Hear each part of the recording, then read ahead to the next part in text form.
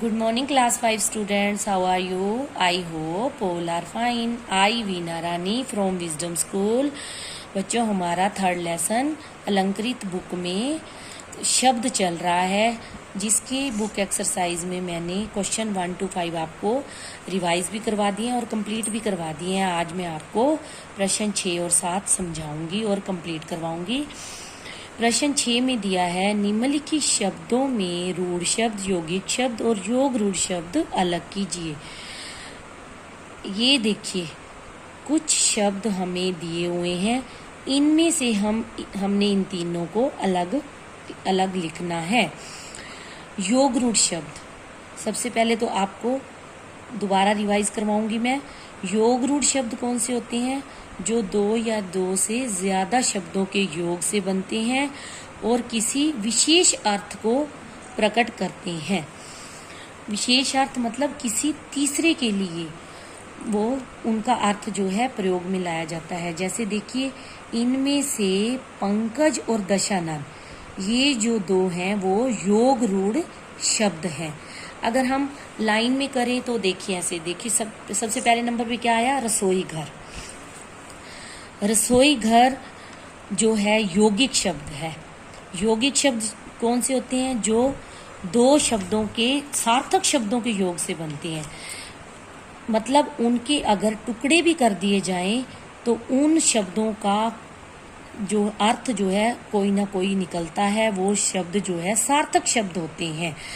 जैसे रसोई घर, रसोई घर जो बना है रसोई प्लस घर से बना है।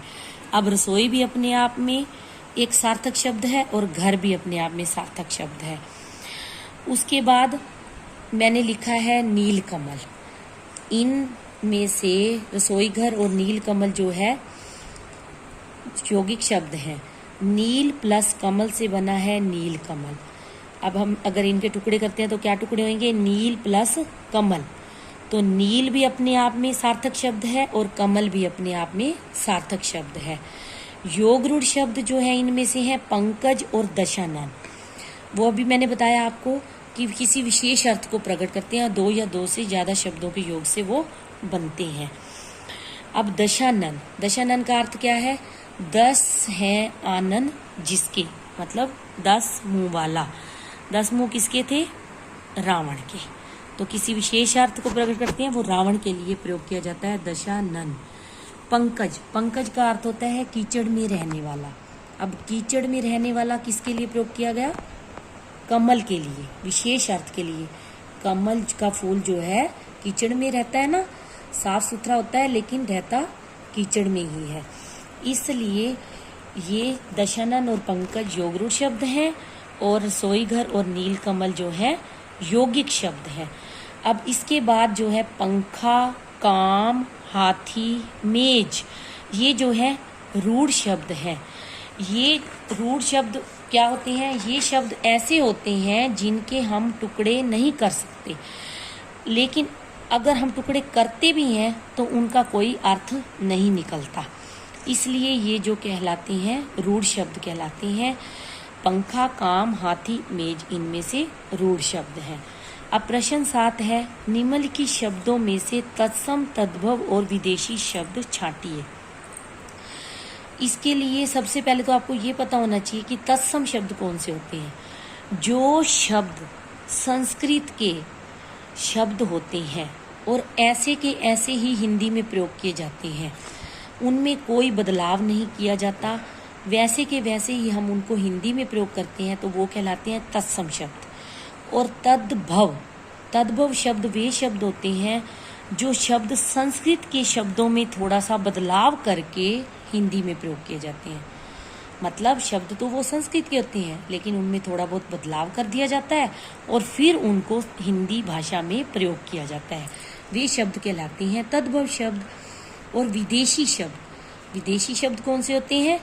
जो विदेश से आए शब्द हिंदी भाषा में प्रयोग किए जाते हैं। अब देखिए, इनमें से पहला शब्द है, ये जो शब्द कुछ दिए हैं इनमें से हमने छांटना है कि तत्सम कौन से हैं, तद्भव कौन से हैं और विदेशी कौन से हैं। कॉलेज, कॉलेज जो है विदेशी शब्द है, तो हम इसको विदेशी शब्द में नीचे जो टेबल है उसके नीचे लिख देंगे। उसके बाद है भ्राता। भ्राता जो है संस्कृत का शब्द है और ऐसे का ऐसे ही हम हिंदी में प्रयोग करते हैं, इसलिए ये जो है तत्सम शब्द है, इसको तत्सम शब्द के नीचे जहाँ दिया है उसकी टेबल के नीचे लिख देंगे। दही। दही जो है दधी शब्द से बना है, दधी शब्द संस्कृत का शब्द है, उससे बना है दही, तो ये तद्भव हो गया, तो इसको यहाँ तद्भव शब्द के नीचे लिखेंगे। मातृ।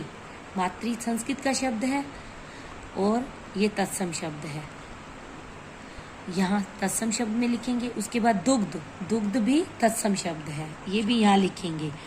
गांव। गांव शब्द बना है ग्राम से, ये तद्भव है, तो तद्भव में लिखेंगे। डॉक्टर। डॉक्टर विदेशी शब्द है, विदेशी भाषा से आया हुआ शब्द है, इसलिए इसको यहाँ लिखेंगे। पेन। पेन भी विदेशी भाषा का शब्द है। उसके बाद सूरज और पगड़ी, ये दोनों जो है तद्भव शब्द हैं, इसको हम तद्भव शब्दों की टेबल के नीचे लिखेंगे।